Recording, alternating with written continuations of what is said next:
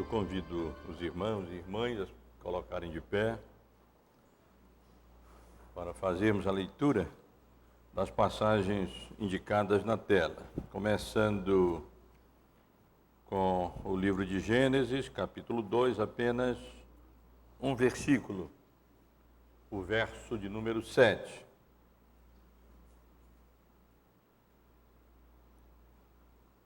Gênesis, capítulo 2, verso 7, onde lemos assim: Então formou o Senhor Deus o homem do pó da terra, e lhe soprou nas narinas o fôlego de vida, e o homem passou a ser alma vivente. Pouco adiante, irmãos, agora no livro de Êxodo, no capítulo 21, versículos 22 e 23. Adiante nós vamos considerar, comentar esses versículos. Êxodo 21, 22. Se homens brigarem e ferirem mulher grávida e forem causa de que aborte, porém sem maior dano, aquele que feriu será obrigado a indenizar segundo o que lhe exigir o marido da mulher, e pagará como os juízes lhe determinarem. Mas se houver dano grave, então darás vida por vida. Podemos até ler mais uns 2 versos. Olho por olho, dente por dente, mão por mão, pé por pé, queimadura por queimadura, ferimento por ferimento, golpe por golpe. Já lemos a passagem do livro de Salmos, do livro de Jeremias, capítulo 1, verso 5. Jeremias, capítulo 1, verso 5. Antes que eu te formasse no ventre materno, eu te conheci. E antes que saísses da madre, te consagrei e te constituí profeta às nações. E finalmente, meus irmãos e irmãs, Novo Testamento, Evangelho de Lucas, capítulo 1, versos 41 a 44. 41 a 44. Ouvindo então a saudação de Maria, a criança lhe estremeceu no ventre. Então Isabel ficou possuída do Espírito Santo e exclamou em alta voz: Bendita és tu entre as mulheres, e bendito o fruto do teu ventre. E de onde me provém que me venha visitar a mãe do meu Senhor? Pois logo que me chegou aos ouvidos a voz da tua saudação, a criança estremeceu de alegria dentro de mim. Os irmãos podem sentar, e mesmo assentados, nós vamos nos dirigir a Deus em oração. Senhor nosso Deus e Pai, gracioso e todo-poderoso, Senhor, Criador dos céus, da terra, Criador da vida, mantenedor da vida, Senhor soberano sobre o céu, a terra e a nossa vida. Nós te louvamos, Senhor Deus, publicamente exaltamos e magnificamos o teu nome, porque tu és digno, Senhor Deus, e só tu és digno de receber de nós toda a honra, toda a glória, toda a adoração e todo o louvor. Suplico que o Senhor nos abençoe, quando aqui reunidos em teu nome, abrimos a tua palavra em busca de sabedoria, em busca de discernimento, de entendimento, de compreensão da tua vontade revelada. Que o Senhor nos abençoe, particularmente abençoa, Senhor Deus, nossos irmãos e irmãs que têm experimentado qualquer tipo de aflição, de tribulação, de provação, enfermidades. Tu, Senhor Deus, que és gracioso, e o teu Espírito, que é o nosso Consolador, conforte, console a cada um de nós com a tua graça, a tua palavra, por meio do teu Espírito, e nos abençoa, Senhor Deus, agora no nosso estudo desta manhã, que ele reflita com fidelidade, com acuracidade, o ensino da tua palavra e a tua vontade. Perdoa os nossos pecados, nós te suplicamos, em nome de Jesus. Amém. Meus irmãos, eu quero continuar nosso estudo sobre ética cristã. No momento, como os irmãos sabem, depois de passarmos aqui alguns meses, considerando um número importante de questões introdutórias e de refletirmos sobre os princípios que devem nortear, dirigir a ética cristã, nós começamos a considerar casos éticos específicos. E começamos a considerar casos éticos específicos relacionados, primeiramente, à concepção humana. Refletimos juntos sobre a utilização, se legítima ou não, e até que ponto, e com que motivações, dos métodos de contracepção disponíveis. Consideramos juntos algumas técnicas mais modernas de reprodução humana, de assistência à procriação humana, como a inseminação artificial, a gestação por substituição e a fertilização in vitro. E no domingo passado começamos a refletir sobre a questão importante, a questão atual do aborto. No domingo passado, após introduzir o assunto, chamando a atenção para a relevância do tema, a importância dessa questão, afinal de contas envolve milhões de vidas que são tiradas todo ano, apenas no Brasil, aproximadamente 1.400.000, segundo as estimativas. Eu mencionei rapidamente um pequeno histórico do aborto, como ele era até certo ponto comum na Idade Antiga, mas sempre houve aqueles que rejeitaram a prática, e a Igreja Cristã, de um modo geral, incluindo todos os principais ramos, a Igreja Católica, as igrejas protestantes, evangélicas, reformadas, todas elas, de um modo geral, rejeitam a prática do aborto. Consideramos aqui a definição e tipos de aborto, técnicas abortivas, as principais posições das pessoas, dos grupos, com relação ao aborto, alguns argumentos gerais, e então, daí extraímos algumas conclusões do nosso assunto. Ou seja, domingo passado nós apenas começamos a considerar esse assunto e o fizemos de uma maneira geral, né? Não detalhada, não pormenorizada. Hoje, meus irmãos, eu desejo considerar alguns argumentos de uma maneira um pouquinho mais pormenorizada e avaliá-los à luz das Escrituras e do senso comum. Especialmente eu pretendo considerar com os irmãos alguns argumentos ditos de bíblicos em favor do aborto e então oferecer a nossa resposta, não é? Contrariando assim esses supostos argumentos bíblicos. Também, mesma coisa com relação a alguns argumentos gerais, oferecer respostas a eles e apenas mencionar rapidamente, propor rapidamente um pequeno esboço do que poderíamos chamar de uma teologia provida, para não chamar de teologia anti-aborto apenas negativamente, né?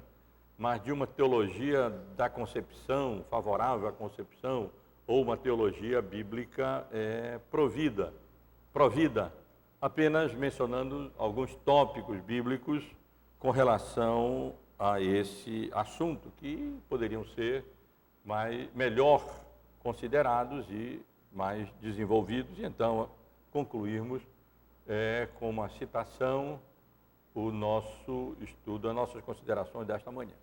É claro que não posso fazer muito mais do que apenas considerar esse assunto de uma maneira relativamente superficial, ainda que um pouco mais pormenorizada hoje. O estudo desse assunto sobre o aborto poderia tomar, sem dúvida alguma, vários domingos, mas esse não fugiria ao propósito desse nosso estudo. Com relação à questão dos argumentos bíblicos, eu desejo considerar com os irmãos 3 passagens bíblicas, ou conjuntos de passagens bíblicas, que são mal utilizados em defesa do aborto. Nós sabemos que sempre há aqueles que utilizam mal a Escritura, não para compreender e se submeterem àquilo que a palavra de Deus revela como vontade de Deus para a nossa vida, mas utilizam a Escritura apenas para corroborar, interpretando-a de maneira muito mal, muito ruim, os seus próprios pontos de vista, né? As suas próprias ideologias, suas próprias noções, os seus próprios conceitos. E assim acontece também com relação ao aborto. E uma dessas passagens, ou conjunto de passagens, utilizada em favor do aborto, é a passagem em Gênesis, no capítulo 2, verso 7, que nós lemos há pouco, juntamente com Isaías, capítulo 57, verso 16, que nós não lemos. Gênesis 2, verso 7, nós lemos: Então formou o Senhor Deus ao homem do pó da terra. Ele soprou nas narinas o fôlego de vida, e o homem passou a ser alma vivente. A referência aqui, os irmãos sabem bem, é claro, é a Adão, né? Como Deus formou Adão do pó da terra, lhe deu uma forma, um corpo, e então lhe soprou nas narinas, e aí então lhe comunicou o fôlego da vida, lhe comunicou a alma, lhe comunicou o espírito, fez dele um ser humano, um ser vivente, um ser espiritual, criado à sua imagem e semelhança, com a capacidade, inclusive, de se relacionar com o seu Criador. Em Isaías 57, verso 16, nós também encontramos uma referência ao fôlego da vida, na passagem em que o Senhor Deus diz: Não contenderei para sempre, nem me indignarei continuamente, porque do contrário o Espírito definharia diante de mim e o fôlego da vida que eu criei. Uma referência ao fato de que a Deus como o Criador da vida, referência a Adão especialmente, né? Quando, no versículo 2, verso 7 que lemos, ele criou a vida, Deus cria a vida, ele comunicou a Adão a vida. Pois bem, o argumento utilizado pelos defensores do aborto, com base nesse texto, é que o homem só se tornou um ser vivente quando Deus lhe deu o fôlego da vida. E que, portanto, essa é a inferência, o feto só se torna um ser humano ao nascer, quando ele começa a respirar. Então, utilizando-se dessas passagens bíblicas com referência a Adão, os defensores do aborto sugerem que, na realidade, um feto ele só se torna ser humano mesmo ao nascer, quando ele passa então a respirar, quando ele recebe o fôlego da vida. Eles nem falam assim em recebe a alma, né? Mas recebe a vida e o que tornaria então, só naquele momento, uma criança, um ser realmente humano. o que autorizaria uma mãe a abortar um feto antes do seu nascimento, uma vez que, na verdade, não seria um crime, não seria um assassinato, não estaria tirando uma vida humana, mas apenas de um ser, de uma criatura que ainda não poderia ser caracterizada como humana. A nossa resposta é que Adão é um caso especial e não pode ser tomado como modelo, como defesa, como argumento, como padrão para o que acontece no nascimento de uma criança. Ele foi criado de uma maneira única, Adão. Não foi concebido a partir de um homem e uma mulher, nem nasceu como todos os outros seres humanos. O fôlego da vida de Deus a Adão, referido em Gênesis 2, verso 7, é, portanto, diferente da primeira respiração do bebê. Diferentemente de Adão, o bebê já tem vida antes de respirar. Ele não é um corpo inanimado como o de Adão, antes de Deus lhe comunicar a alma ou o espírito. Então, são dois casos completamente diferentes. Adão não foi gerado, concebido de um homem e uma mulher. Ele não nasceu como todos os demais seres humanos. Ele foi formado ali do pó da terra, não existe absolutamente vida nenhuma ainda naquele corpo formado ali a partir do pó da terra, até o momento em que Deus lhe soprou nas narinas e lhe comunicou o fôlego da vida. E, portanto, esse é o tipo de interpretação que não tem nenhuma sustentação, não tem nenhum fundamento, não tem nenhuma base bíblica, uma vez que não é possível aplicar o caso aqui da comunicação da alma, da vida, ao nosso primeiro pai, Adão, como Deus fez, soprando o fôlego da vida nas suas narinas, com a respiração das crianças, que apenas trocam a maneira de receber alimentação, o oxigênio do cordão umbilical a partir da mãe, e então eles passam a respirar. A segunda passagem bíblica, meus irmãos, mal utilizada em defesa do aborto, e aqui é preciso considerar, porque há algumas questões exegéticas que precisam ser levadas em consideração, é a passagem encontrada em Êxodo, no capítulo 21, versos 22 e 23, que eu transcrevi aqui para os irmãos poderem observar bem. No meio daquelas várias legislações no livro de Êxodo,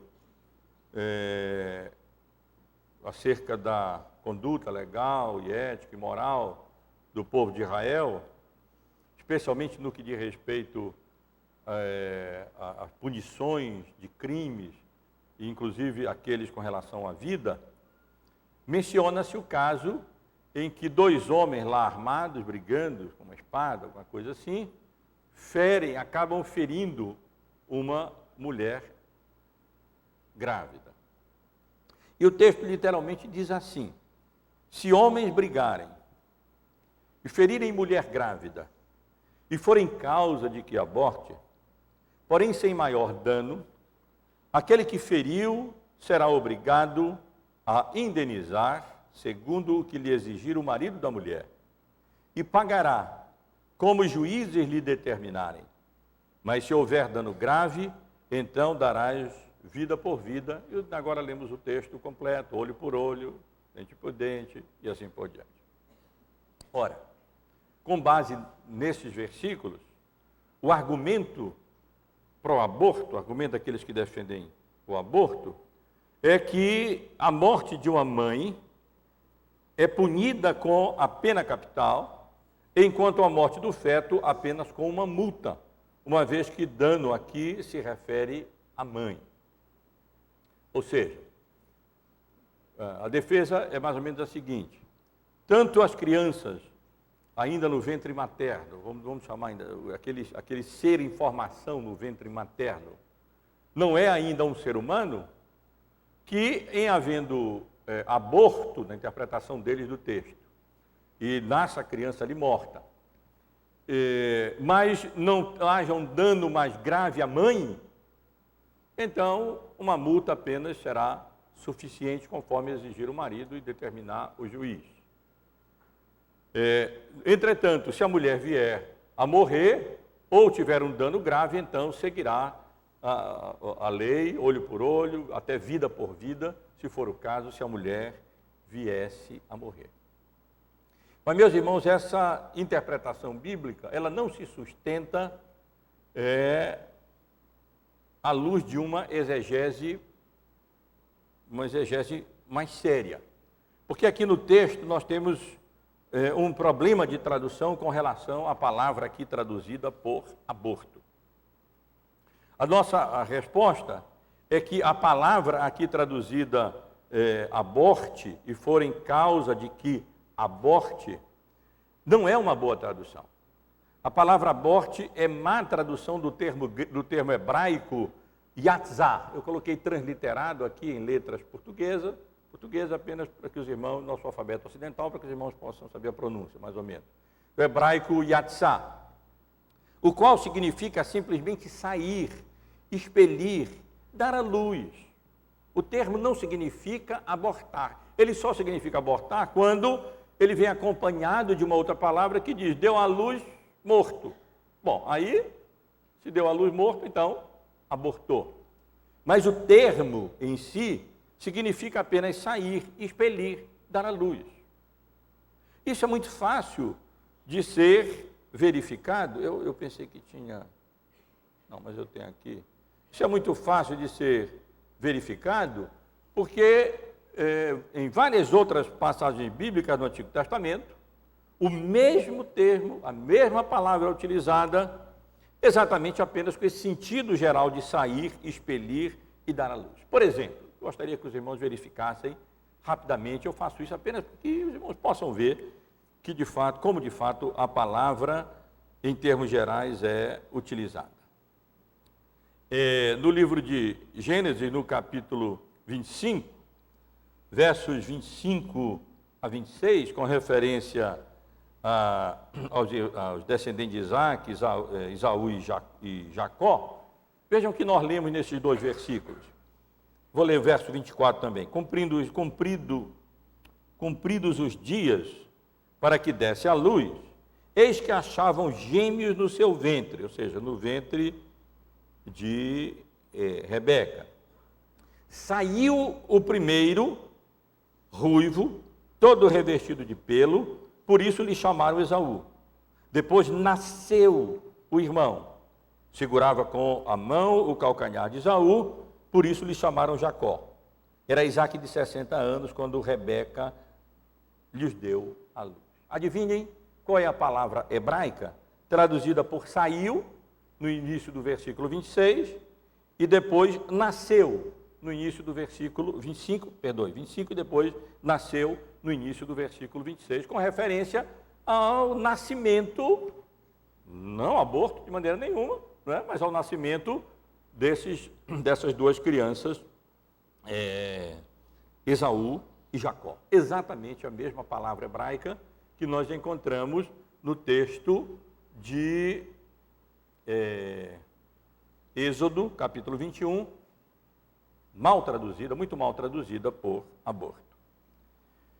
Para que os irmãos não pensem que se trata de um caso único, podem verificar também um pouco adiante, ainda no livro de Gênesis, no capítulo 38, versos 27 ao verso 28 ao verso 30.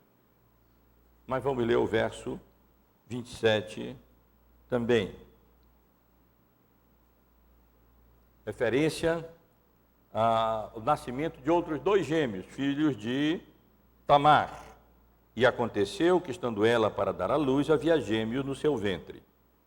Ao nascerem, um pôs a mão fora, e a parteira, tomando-a, lhe atou um fio encarnado e disse: este saiu primeiro. Mas recolhendo ele a mão, saiu o outro e lhe disse: como rompeste a saída? E lhe chamaram Perez. Depois lhe saiu o irmão, em cuja mão estava um fio encarnado, e lhe chamaram Zera. Mais uma vez, o termo hebraico utilizado nesse texto, traduzido por saiu, tanto no versículo 8, como nos outros, no 28, como nos demais versículos, é exatamente o termo hebraico, yatsá, no nosso texto, infelizmente, mal traduzido por aborto. Lemos ainda Jeremias, no capítulo 1, no versículo 5, passagem que eu ainda vou citar no outro sentido, mas, novamente aqui, a palavra é utilizada no mesmo sentido. Antes que te formasse no ventre materno, eu te conheci, e antes que saísses da madre, Jeremias não foi um aborto, né? Antes que ele nascesse, antes que ele saísse da madre, te consagrei e te constituí profeta às nações. O capítulo 20, versículo 18, a mesma coisa, não precisamos ler, mas apenas para demonstrar aos irmãos que não há nenhuma razão para traduzir o verbo yatsá no texto que nós estamos considerando, em Êxodo, se homens brigarem e ferirem mulher grávida e forem causa de que aborte, porém sem maior dano, seja traduzido como foi traduzido aqui, aborte. Além disso, meus irmãos, a tradução grega do Antigo Testamento, muito utilizada na época de Jesus, traduzida cerca de 3 séculos antes da nossa era, né, antes da era cristã, traduz o texto hebraico exatamente assim, ou seja, como está aí no grego, os irmãos não vão entender coisa nenhuma, né, mas podem acreditar que aí está escrito, e saiu a criança dela, ou seja, e saiu dela a criança, ao invés de ela abortou. Em vez de abortou, ou que aborte, está, e sim, e saia, no subjuntivo, e saia a criança dela, com nenhuma indicação de aborto, como se encontra lá na nossa tradução hebraica. A realidade é que a língua hebraica possui um termo para aborto. E esse termo não é yatsá, é o termo shakol, como utilizado, por exemplo, em Êxodo, no capítulo 23, no versículo 26. Na tua terra não haverá mulher que aborte, nem estéril, completarei o número dos teus dias. Aí sim, usa-se não o termo hebraico yatsá, que significa simplesmente sair, e no contexto de uma criança saindo do ventre, nascer, mas sim significa que aborto, né? O nascimento de uma criança morta. Portanto, meus irmãos, a melhor tradução de yatsá, o termo hebraico no nosso texto, não é aborte, e sim dê à luz prematuramente, ou dê à luz antes do tempo. Essa é a ideia. A tradução melhor, portanto, do texto seria: se homens brigarem e ferirem mulher grávida, e forem a causa de que ela dê à luz antes do tempo, ou seja, a criança nasça prematuramente,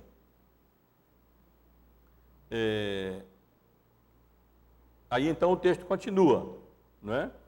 Porém, sem maior dano,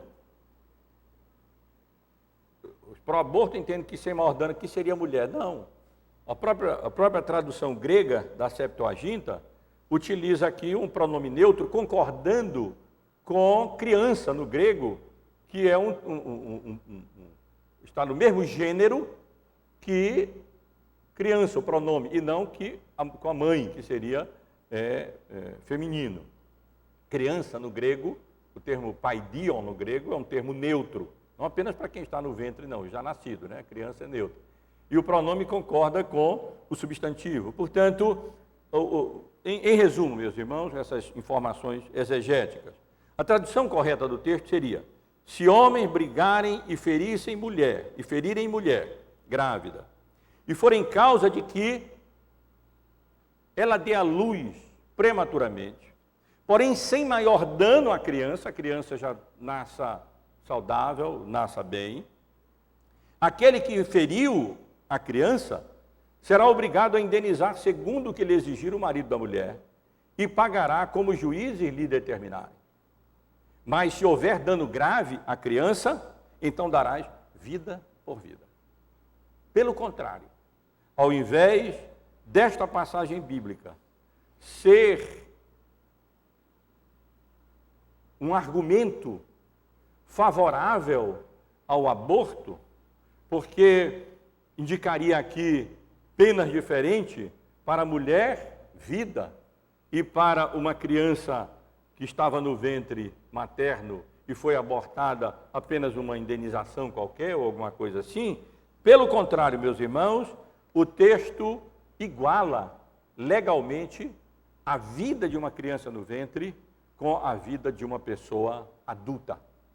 Porque o dano aqui se refere à criança nascida.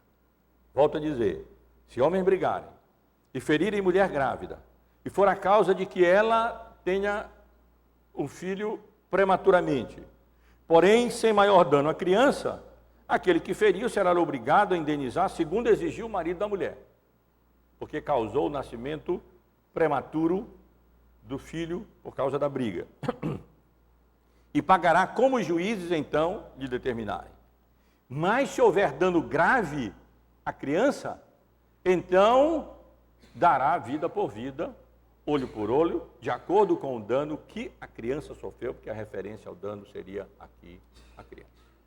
Então, esta passagem, ao invés de ser um argumento favorável ao aborto, porque indicaria que no Antigo Testamento uma criança no ventre abortada não era considerada ainda um ser humano com os mesmos direitos e a mesma proteção legal que uma pessoa já nascida.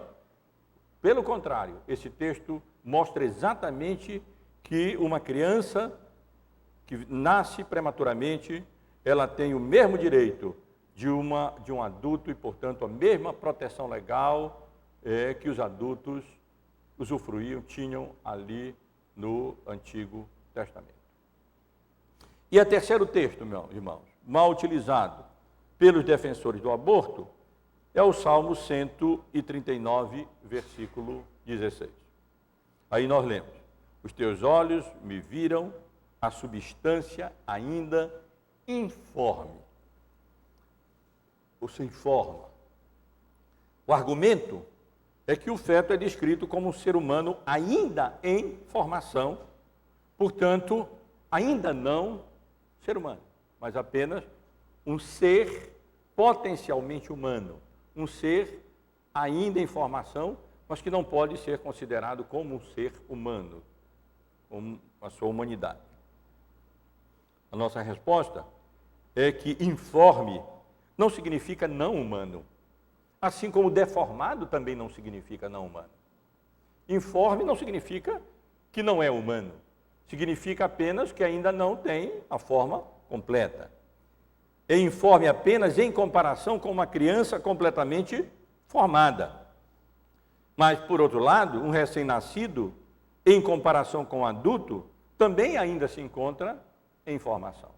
Ainda não tem todos os seus órgãos, todas as suas capacidades, as suas potencialidades completamente desenvolvidas. Ele ainda vai desenvolvê-las cada vez mais e cada vez melhor.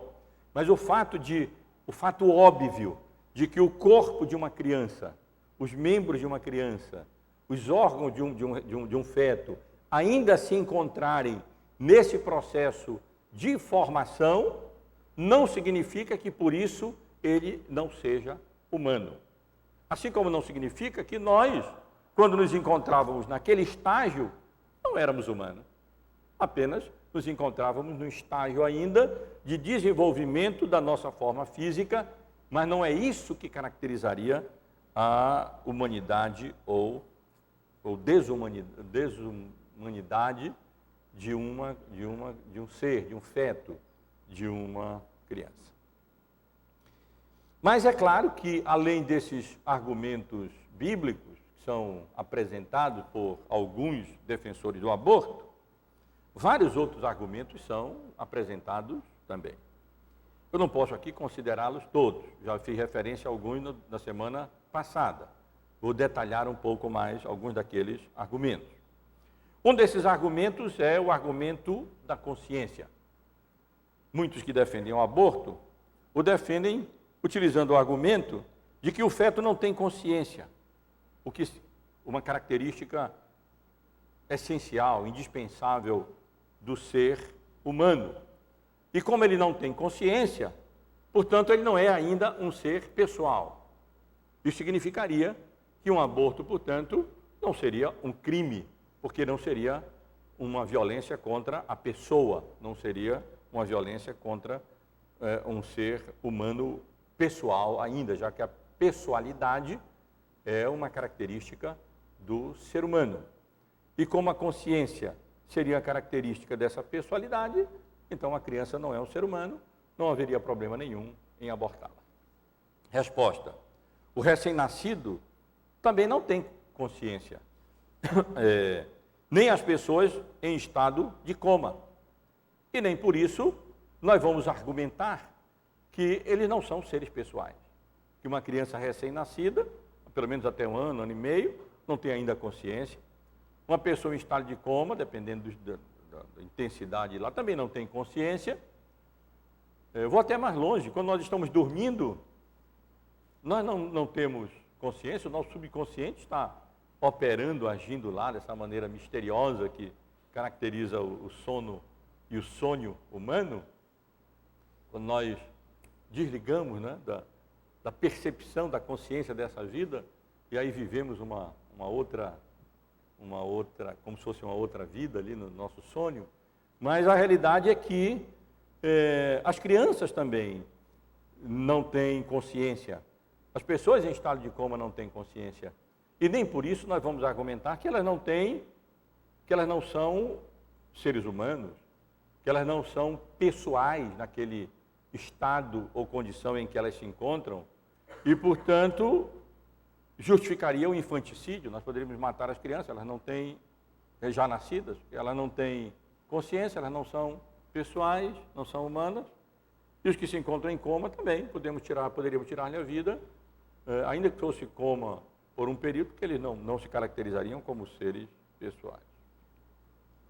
Outro argumento, irmãos, utilizado, que eu já me referi no domingo passado, mas quero indicar um pouco mais, de respeito ao feto como extensão da mãe.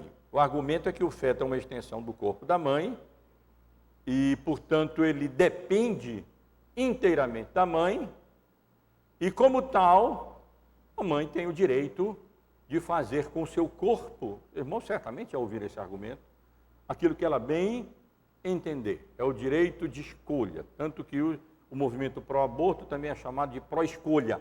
No sentido de pró-escolha da mãe, a mãe tem o direito de determinar o que fazer com essa extensão do seu corpo, que é um bebê que está sendo ali gerado. A nossa resposta é que o feto não é uma extensão apenas do corpo da mãe. Ele, na verdade, tem seu próprio conjunto de cromossomas, os 23 do pai, 23 da mãe. Ele tem a sua própria mente já funcionando. Colocar um eletro ali, a mente do bebê está funcionando. Sabe lá o que é que eles estão pensando ali, né? O que é que se passa naquelas mentezinhas. Mas eles estão ali pensando.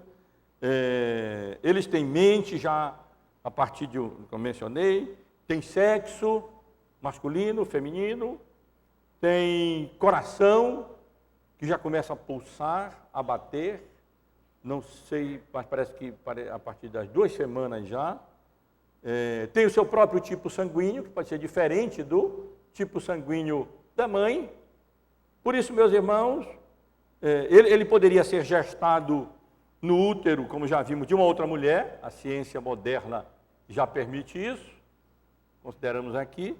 Ele poderia ser gestado a partir de um determinado tempo, 6 meses, já tem tecnologia, e até em 5 meses, para continuar a gestação de um bebê numa incubadora, com assistência de oxigênio, de aparelho e tudo mais. Quer dizer, É tão evidente, irmãos, é tão óbvio, pela própria ciência, pela própria medicina, que um feto, um bebê no útero materno, ele não é simplesmente uma extensão do corpo da mãe. Ele é um outro ser. Ele é uma outra pessoa. E que, portanto, tem também os seus direitos, inclusive, especialmente, o direito à proteção da sua vida. Recém-nascidos, pessoas em coma e alguns idosos também são totalmente dependentes de outra pessoa. E nem por isso nós vamos argumentar que por serem totalmente dependentes de outra pessoa, podemos tirar a vida deles. Ele não passaria de extensão da pessoa da qual eles dependem. Esse argumento da dependência total, que muitas vezes é utilizado em favor do aborto, encarando a criança no útero, o bebê no útero, como sendo uma simples extensão do corpo da mãe, o que daria a ela o direito de escolha se ela quer dar continuidade à gestação ou não, não se sustenta, meus irmãos, à luz da própria medicina e da própria ciência, que claramente mostra que a criança tem os elementos que ali em gestação no útero que caracterizam não como um apêndice do corpo materno, mas como uma outra vida, como uma outra criatura, como outro ser humano, como uma outra pessoazinha que está ali se formando no ventre materno. A fetologia, uma especialidade médica, e a ultrassonografia, cada vez mais real, com a tecnologia disponível, até em 3D, até 4D, tem demonstrado a humanidade e a pessoalidade dos bebês no útero materno. Antigamente a gente não podia ver. A mãe só começava a sentir os movimentos mesmo da criança depois de vários meses, quando na verdade ela já estava se movimentando muito antes, só que ela não poderia ainda sentir. Mas agora, com a utilização dessas técnicas, se pode ver claramente, se pode ver cada vez melhor como a criança no útero já é de fato uma criança. Para esses especialistas da fetologia, né, o estudo dos fetos, a criança no útero materno é um paciente, o qual pode ser tratado, pode ser medicado e, vejam só, pode ser até operado. Operado. Incrível, não é? Mas mesmo no útero materno, a criança já pode ser medicada, se detectada alguma doença já pode muitas vezes ser tratada, já há alguma tecnologia para isso, e a notícia até de cirurgia, de operações efetuadas em crianças ainda, quando se encontram ainda no ventre materno. Ou seja, elas não são uma coisa, elas não são se fosse um animal seria tratado por um veterinário, né? Elas são um ser humano, e portanto já existe até uma especialidade dentro da medicina, que se dedica a tratar das crianças nesse estágio da vida antes de nascerem, né? Antes de virem a esse mundo, antes de saírem do útero materno. Com relação à importância da ultrassonografia, é muito interessante. Eu li até trouxe para ilustrar, eu li um artigo num livro, traduzindo seria Mudança de Cultura, Mudança da Cultura. Do presidente do Seminário Batista do Sul dos Estados Unidos, um dos maiores seminários do mundo, conservador. O autor é Albert Muller. E ele tem uma série de artigos, ele é bem conhecido, ele é articulista do New York Times, do USA Today, Washington Post, Wall Street Journal e assim por diante, jornais seculares mesmo, importantes nos Estados Unidos. E ele faz referência a um artigo de capa, de primeira página, do New York Times, nos Estados Unidos, de fevereiro de 2005, em que a repórter faz um artigo exatamente sobre a importância, a revolução que a utilização de ultrassonografia, ultrassons e ultrassonografias mais especializadas tem provocado nas mulheres que têm intenção de abortar. Segundo ela faz essa reportagem, ele comenta aqui, observa isso, como em algumas, porque nos Estados Unidos tem muito disso, né? Muitas clínicas de aborto, de planejamento familiar, ou seja lá o nome que se dê, mas são clínicas de aborto. E tem muito, por outro lado, tem muitas associações cristãs de defesa de mulheres com gravidez em crise. Tem muito disso lá. E essas associações, ou clínicas, elas recebem as mulheres jovens, gravidez fora do casamento, essas coisas todas, que muitas vezes levam a mulher a abortar, e procuram dar apoio a essas mulheres, até ajuda financeira mesmo e tudo, técnica, médica, e conselho, orientação, para que elas não façam isso, para que elas não abortem. Pois bem, essas associações, elas estão cada vez mais fazendo uso de ultrassonografias e ultrassons para mostrar, muitas vezes, essas meninas, essas moças, essas mulheres que querem abortar, o que é que elas têm dentro do útero. E, pelo menos algumas dessas instituições, dizem que cerca de 90% das mulheres que têm intenção de abortar, quando elas fazem uma ultrassom dessa mais moderna, e veem a criança chupando o dedo, brincando, se movendo ali no corpo da mãe, no útero da mãe, elas simplesmente desistem do aborto. Evidentemente que os movimentos pró-aborto não gostaram nada disso, não estão gostando nada disso. Eles têm consciência disso, do perigo do uso da ultrassonografia. Essas associações cristãs, uma delas, por exemplo, pretende até o fim dessa década ter 1000 clínicas com ultrassons para mostrar às mulheres que, de fato, o que é que elas têm no ventre, ou seja, um bebê, uma criança. E os opositores e os defensores do aborto, vejam só, eles estão se levantando contra o uso da ultrassonografia por essas instituições, inclusive contra os fabricantes dos instrumentos de ultrassonografia, porque estão, segundo eles, sendo utilizados com esse sentido pró-vida, não é? com esse propósito determinado pró-vida. Para os irmãos verem até que ponto as coisas vão e como as coisas andam nesse sentido. Ele narra a história, por exemplo, a mulher que fez a reportagem no New York Times, ele faz referência apenas a isso aqui, como uma jovem que foi a uma clínica dessas de aborto. Eles fizeram a ultrassonografia, mas não mostraram para ela, porque senão tornaria muito mais difícil, o argumento era esse, seria muito mais difícil para ela levar avante o processo de aborto.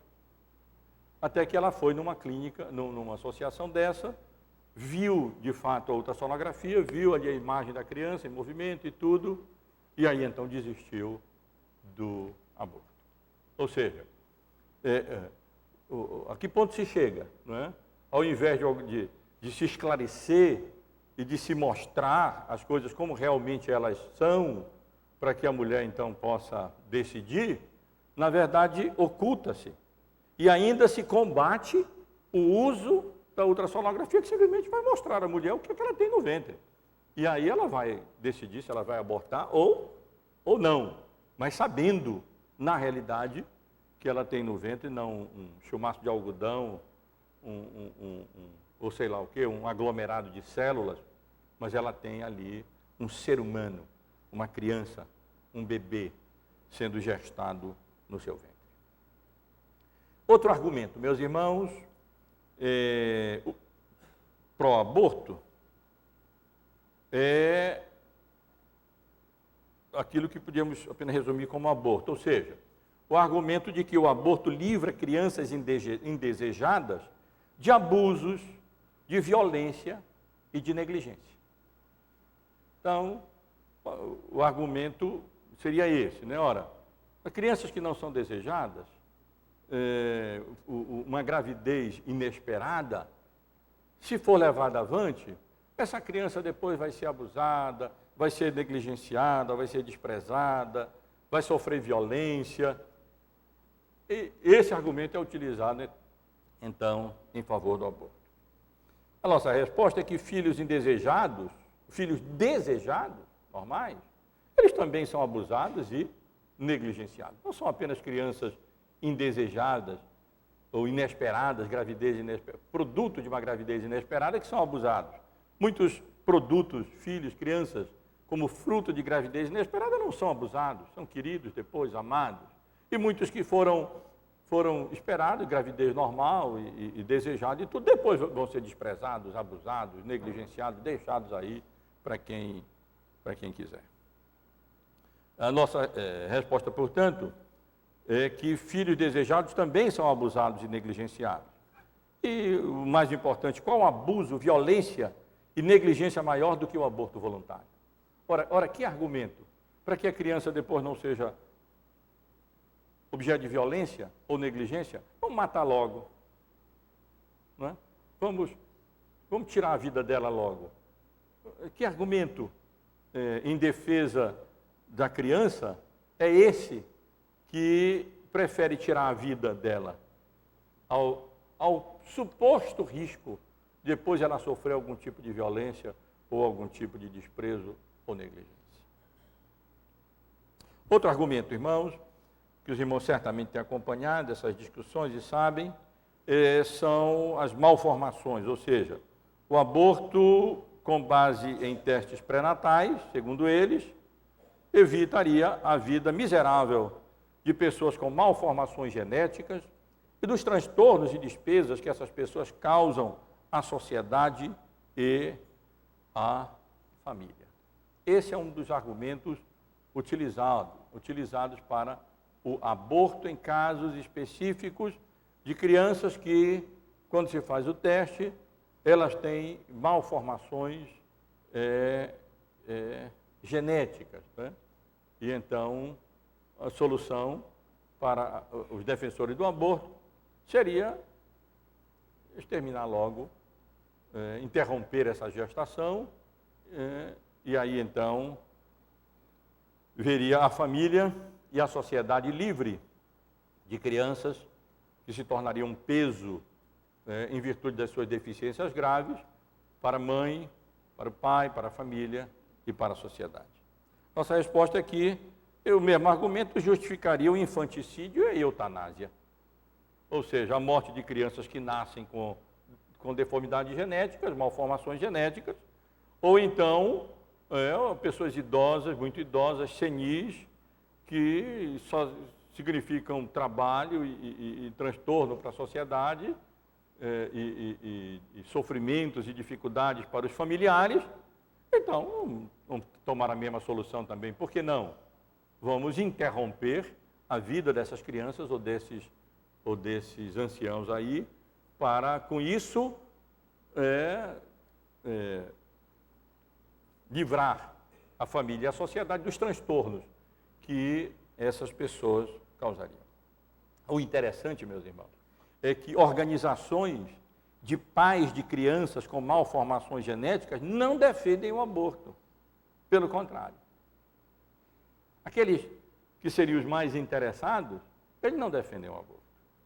Pessoas com malformações congênitas e deficiências físicas graves têm seu lugar nos planos soberanos de Deus.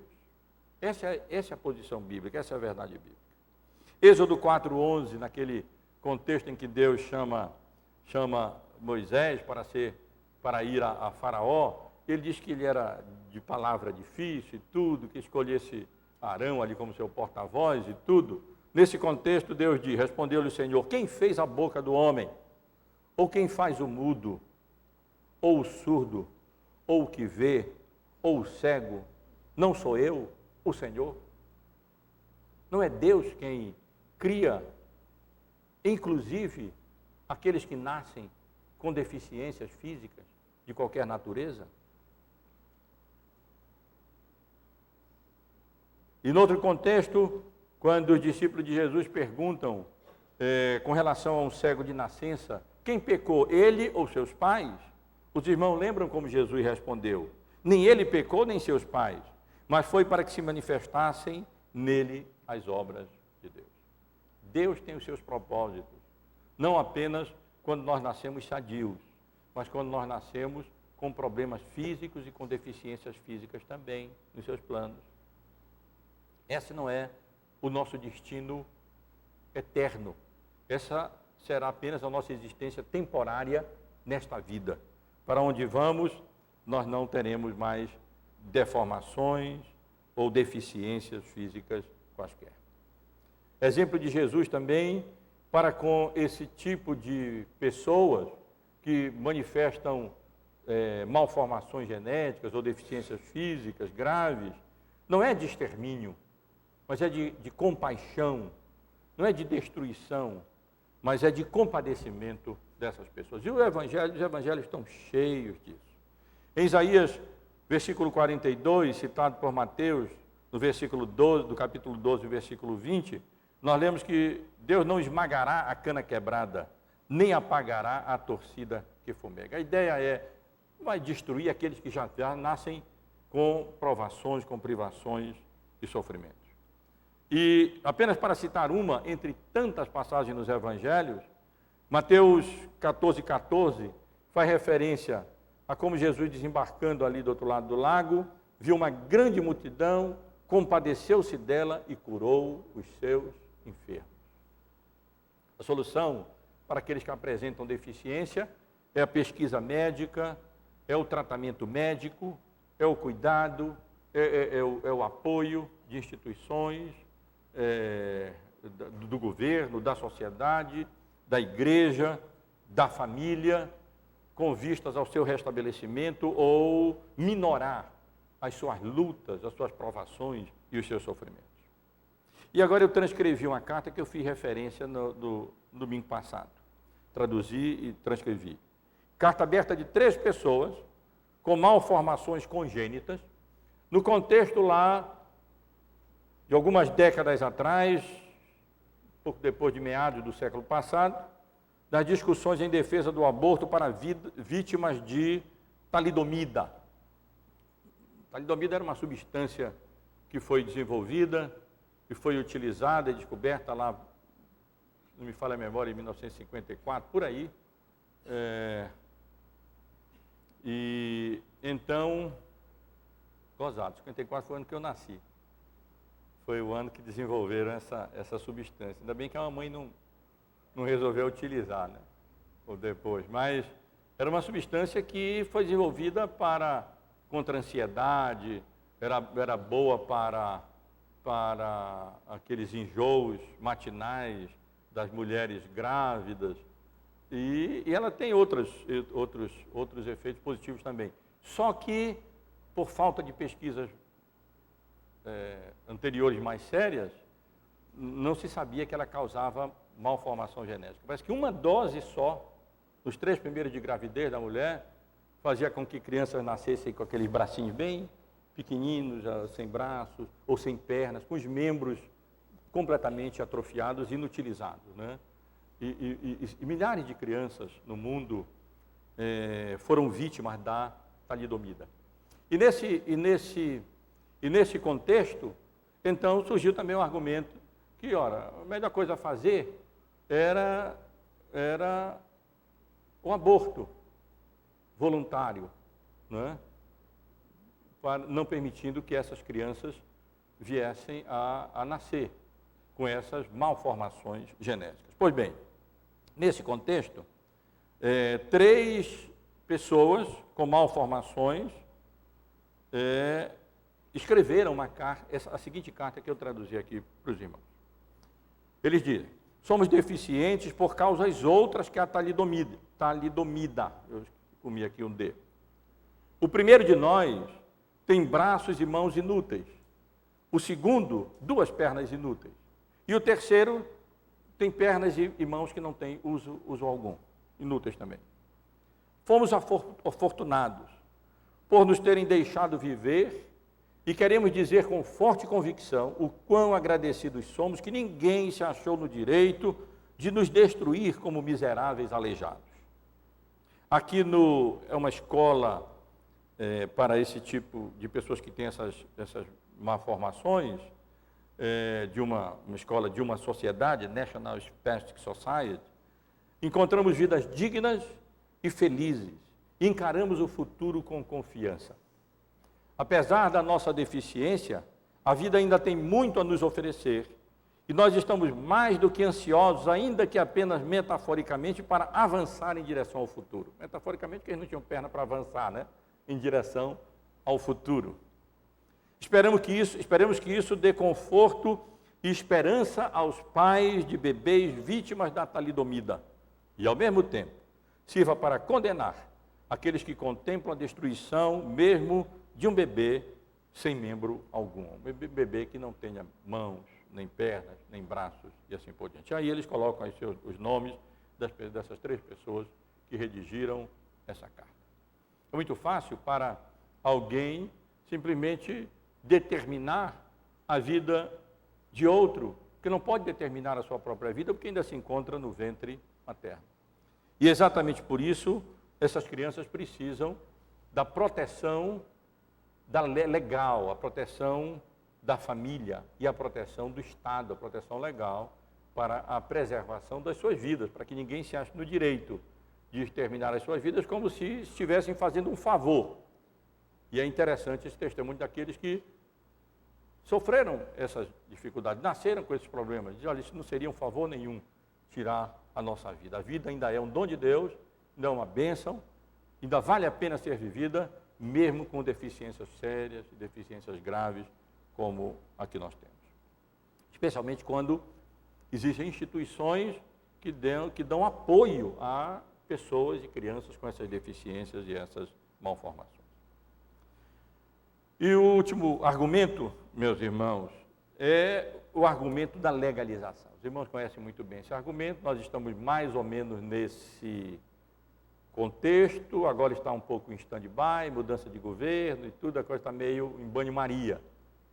Mas, há poucos anos atrás, do governo anterior, a intenção da legalização do aborto era iminente e só não foi para frente por causa da pressão da Igreja Católica, dos evangélicos e tudo, acabou a coisa ficando em banho-maria por enquanto. Mas pode estar certo que vai voltar. Então, o argumento da legalização do aborto salva milhões de vidas de mulheres que se submetem ao perigo de abortos sem condições médicas e de higiene adequadas. Os irmãos certamente conhecem esse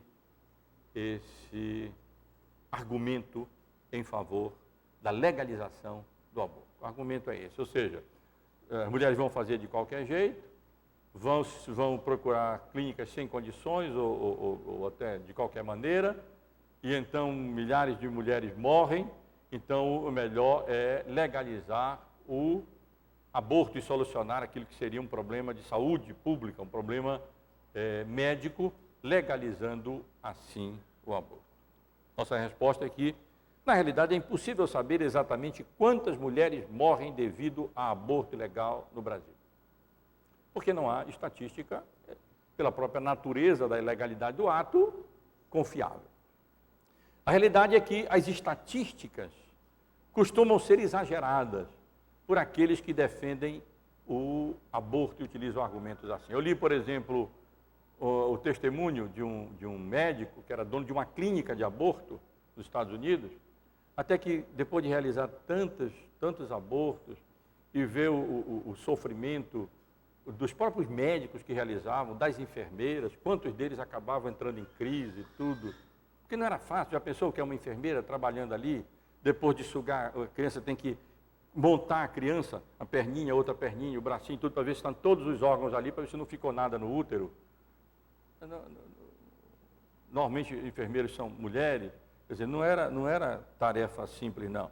E ele mesmo depois mudou de posição e ele testemunha o quanto as estatísticas eram manipuladas e eram exageradas pelos defensores de aborto. Na realidade, irmãos, mesmo se fosse legalizado o aborto no Brasil, com a precariedade do nosso serviço médico, quantas mulheres morreriam, continuariam a morrer, com atendimento ou sem atendimento, né? Hoje, o nosso serviço médico de saúde não tem condições de atender nem o que já está aí, né? E quantas mulheres continuam morrendo de parto, de gravidez e tudo, não por aborto, mas por causa da precariedade do nosso serviço médico. Isso não garantiria uma melhora significativa do número, no salvamento de vidas de mães que abortam. Nos Estados Unidos, por exemplo, é interessante, porque as estatísticas indicam, embora novamente a gente não possa precisar, que não tantas mulheres morriam de aborto antes da legalização do aborto em 1973. Apenas, talvez nem uma centena num ano morria antes por parto ilegal, antes da legalização do aborto nos Estados Unidos. Não eram milhares e milhares, como se, pelo menos ao que parece, se indica. Mas, de qualquer modo, isso não é o mais importante. O mais importante é que a morte, mesmo que de milhares de mulheres, que voluntariamente se submetem ao risco do aborto voluntário e ilegal, não justificaria, irmãos, a legalização do assassinato de milhões de bebês inocentes, os quais não pediram para ser concebidos. Não é um argumento válido. Ora, para salvar algumas mães, eu já disse, bebê não nasce espontaneamente no útero materno, não. Ele é concebido quando o homem e uma mulher têm relações sexuais, e quando eles têm relação sexual, eles sabem que uma das possibilidades oriundas daí é uma gestação e uma criança. Portanto, o argumento de salvar vidas de mulheres que utilizam meios ilegais para abortar, legalizando o aborto, e assim justificar e legalizar a morte de milhões de bebês, absolutamente inocentes, que não pediram para ser concebidos, não seria justificado, ao nosso ver, de maneira nenhuma. Ademais, como ficariam os médicos e enfermeiros que consideram o aborto voluntário uma crueldade, sendo eles, então, obrigados a realizar esses abortos? Já pensaram nisso? Quer dizer, se for legalizado, então vai ser obrigado a realizar. Os médicos não vão poder se negar, eu creio, e as enfermeiras a participar do aborto, independentemente da sua convicção. E aí?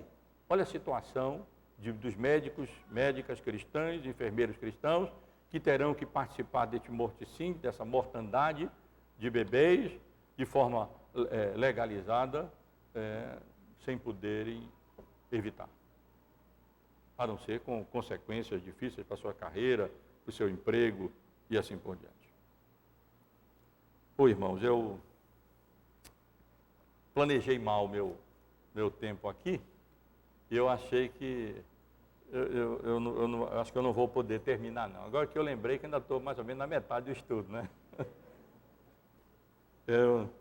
O meu plano era terminar o nosso estudo hoje, mas eu vou ter que esticar um pouquinho para a semana que vem, e aí nós vamos considerar agora positivamente algumas informações com relação à teologia provida, e depois queria concluir ainda com uma citação muito interessante e longa, tanto longa, de um outro livro bem interessante sobre o assunto, e ainda fazer a leitura do manifesto do presidente da Igreja Presbiteriana do Brasil, o reverendo Roberto Brasileiro, publicado no Brasil Presbiteriano de 2007, no auge da discussão dessa questão, posicionando a nossa igreja muito bem com relação a essa questão do aborto. Assim sendo, meus irmãos, eu vou interromper nosso estudo aqui e se Deus permitir, nós vamos continuá-lo no próximo domingo. Aí eu pretendo sim encerrar, se for possível. Então vamos.